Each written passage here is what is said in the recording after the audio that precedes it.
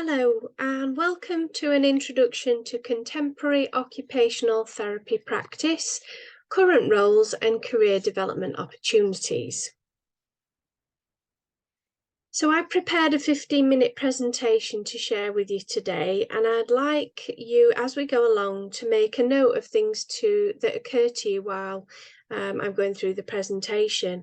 This could be any reflections that you're having, any thoughts about your own career path, or any questions so that you can discuss them at the end.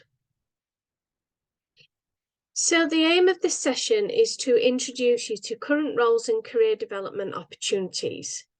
The objectives are to stimulate your thinking around career opportunities in occupational therapy, to inspire you to consider opportunities you might not have thought about yet, and to help you understand how you might start your career planning as part of your apprenticeship programme. In the corner of some slides or on some slides, you'll see a little black number like the one at the bottom of this slide on the right-hand side. When you see a slide with this, it means that there is a link to a presentation or a resource at the end of this presentation, which you can have a deeper dive into some of the topics that I've discussed today.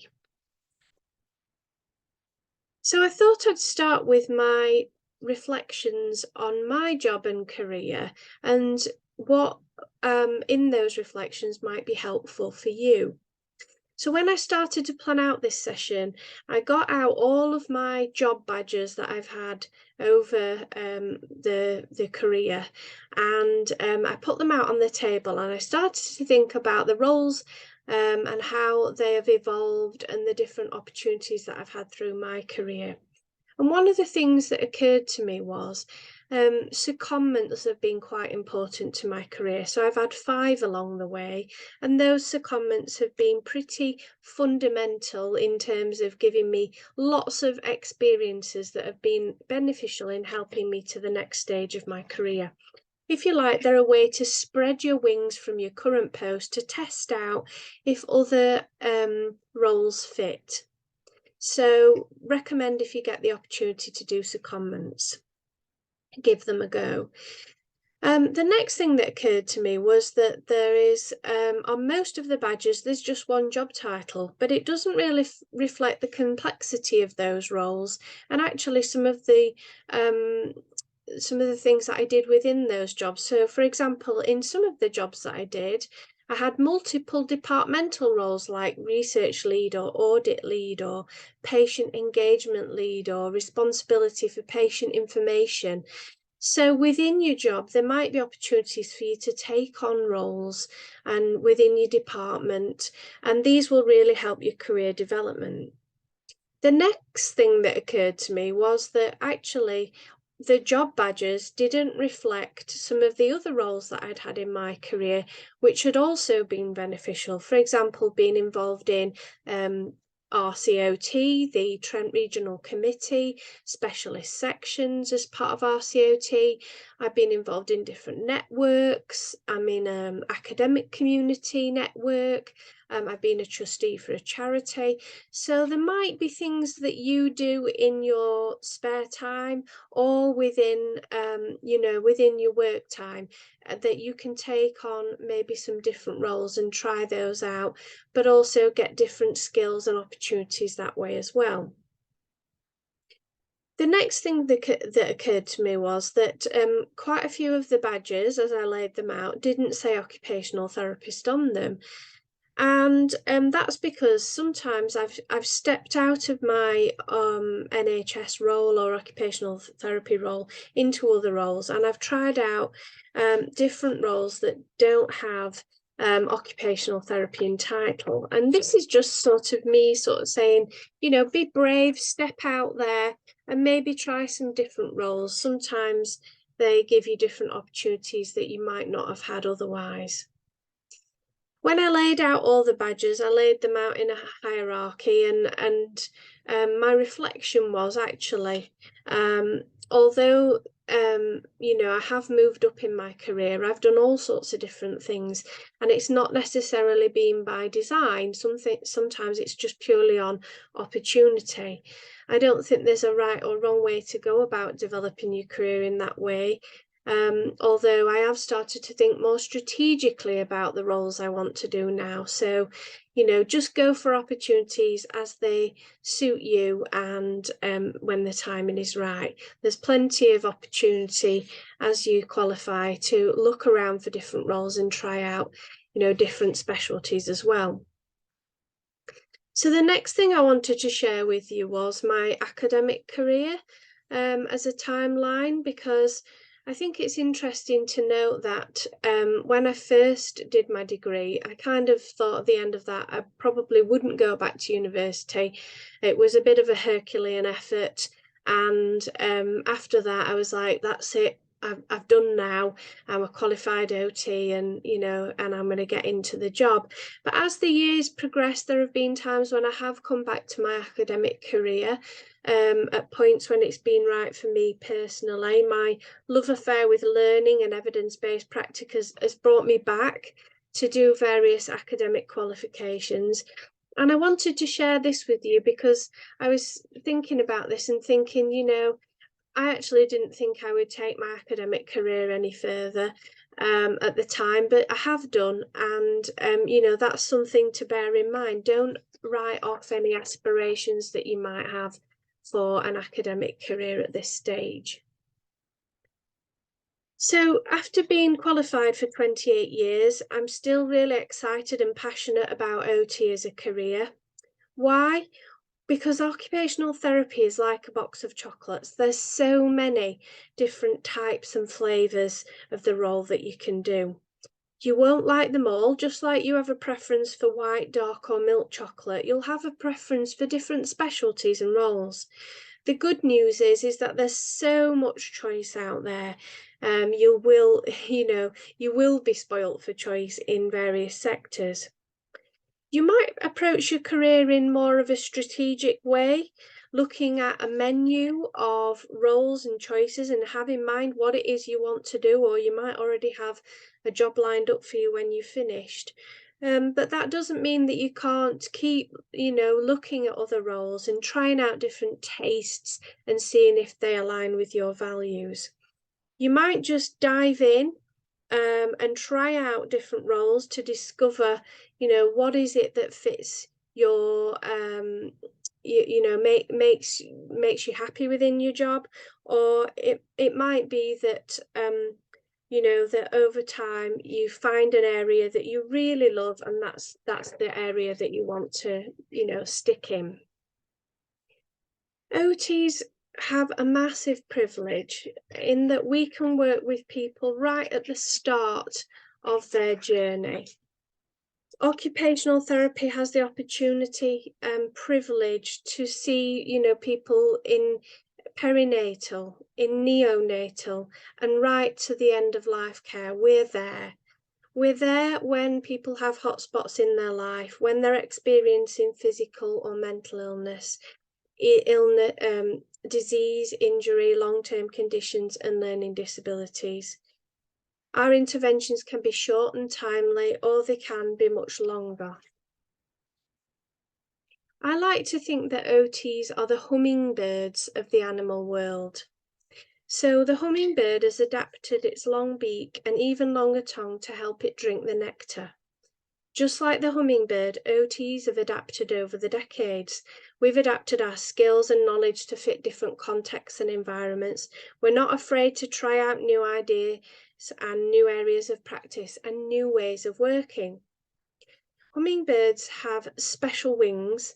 They hover at the flower, and they're the only type of bird that can move backwards, forwards in other directions. And I think this is what OT is like.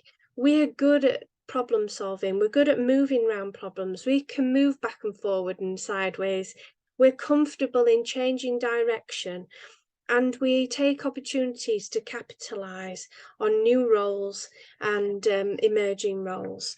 We're dual trained, so we've got that extensive toolbox of skills We have our activity analysis skills, observation skills, occupation-focused intervention, and person-centered approaches. These are our superpowers, and they can be adapted to a multitude of contexts. So hummingbirds are very small flowers, but hummingbirds, but they adapt quickly and are nimble. And I think as a profession, we're a small profession. We're reasonably small sized, but we can move quickly and we are nimble. And there's no better example of this than what OTs have been doing during the pandemic. OTs are leading on COVID service development. So we are small, and sometimes that has its disadvantages because we don't always get seen. Sometimes we're overlooked, and sometimes we're beavering away in the background. But if you think about the hummingbird, the feathers of the hummingbird are multicolored. In the sunshine, they refract light, they glow and they shimmer and they're iridescent. And the structure of those feathers make them visibly stunning. And that's what I think about our profession. It's a fantastic profession to work in. We're just like the hummingbird. We're small, but we can punch above our weight. And when we're in the right conditions, we thrive and shine. A hummingbird is joyful to watch as it drinks nectar from the flower. And you will know if you find the right role that's joyful, it will make you glow and show off your talents to the best. And it will also make you happy. So over the last 15 years, I've seen a number of emerging roles in occupational therapy, in places I could never dreamed of. OTs are pioneering in services and organisations. The extended scope placements have recently allowed us, and the leadership placements as well, to open up opportunities to student OTs to give them a broader depth of experience. We're piloting OT roles in places that don't traditionally have OT roles, and system leaders and managers are thinking differently about their workforces. I recently had 4 OT students on placement with me, and they were in GP practices, and this resulted in both GP practices deciding to employ an OT in the future.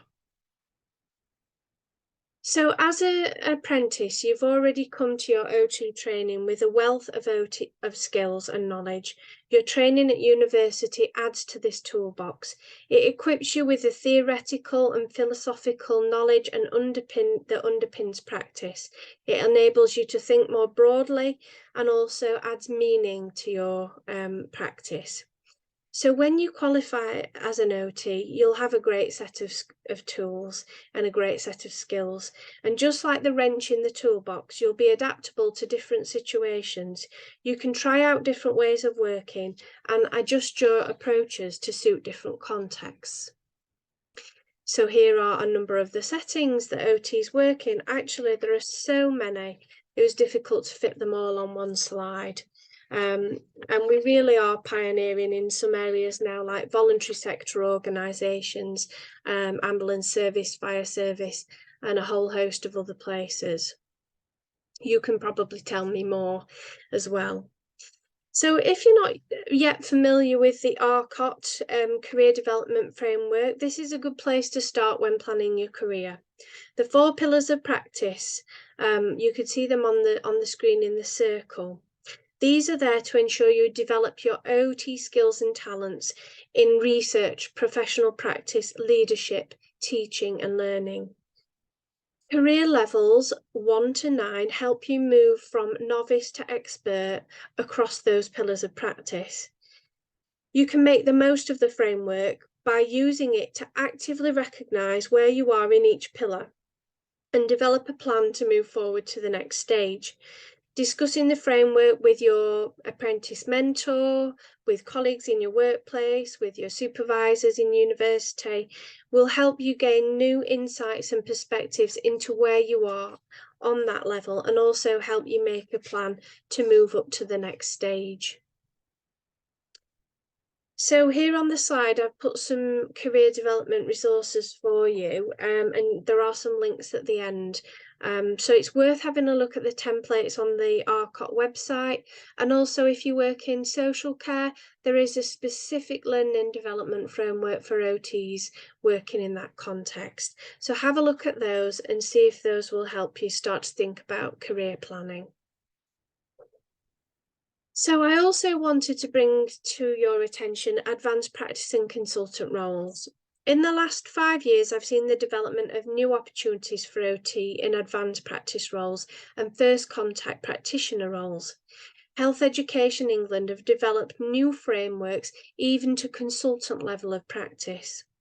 These roles have been developed to enable allied health professionals opportunities to broaden their skills, work in person-centred approaches, and utilise their core skills to the benefit of population health. So this is working with complexity at population health level. So it's making sure we maximise our interventions with every patient that we see. Now, OTs are really equipped and suited to these roles, as we already have prevention at the forefront of our approaches and the skills in supporting people to self-manage. So these opportunities enable OTs to work more autonomously, clinically, specialise and develop a broader skill set. For example, I've been involved with developing OT roles in primary care practice, and there are now a number of first contact practitioner roles and a number of OTs on the advanced clinical practice training. So GPs are starting to see the benefit of having OTs in these roles and working specifically with frail older people, with people with mental illness, and with people who want to return to work. I also want to mention that in mental health, there has also been some enhancements in roles that are available. There are now roles called responsible clinician and approved mental health professional, which OTs are able to undergo training to have these roles. And although there are additional responsibilities there, they are, an extension to OT practice and roles. So it's worth having a look at what is available, and I've put some links on the slide at the end. So one of the biggest challenges in health and social care is health inequalities and the unfair differences between populations or socio-economic groups. COVID has really illuminated this for us. It's raised up the agenda health inequalities and the difference between, the poorer communities and their outcomes. So it's something that I think, as OTs, we are aware of, but it's something that has become a much bigger national agenda. So population health is about anticipatory care. It's about seeing a wider range of issues, and it's about making every contact count.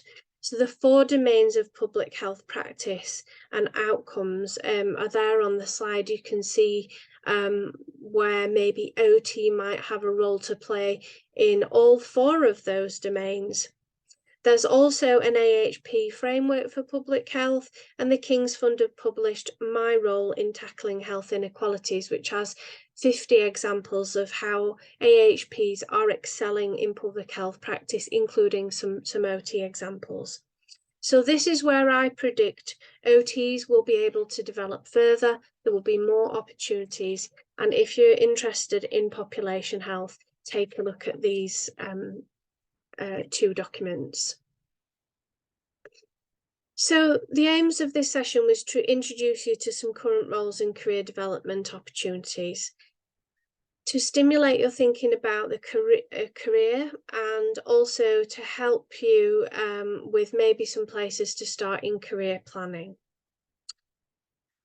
I've had a sort of a think about maybe what you could do next. So the first thing is to utilise your mentor conversations with your apprentice mentor to think about career planning, what sort of skills you want to develop and where you might want to go within your career. Think about using the RCOT Career Development Framework or the Social Care Framework. and the tools and the templates that are there for you to, start to map out your career plan. Explore some of the resources I've shared with you at the end of this presentation to draw ideas and inspiration. Seek opportunities for work experience. An OT student recently approached me and said, I'd like to learn more about primary care, and I was able to set up a day in the summer holidays for them to go and spend some time with an OT. So if you don't ask, you don't get. It's worth asking if you can do some shadowing.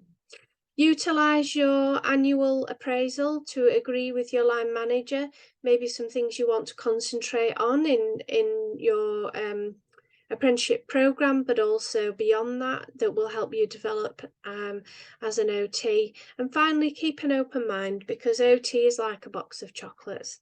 You never know what you're going to get. And really utilize that preceptorship program when you first come into practice to start thinking about your career planning more seriously.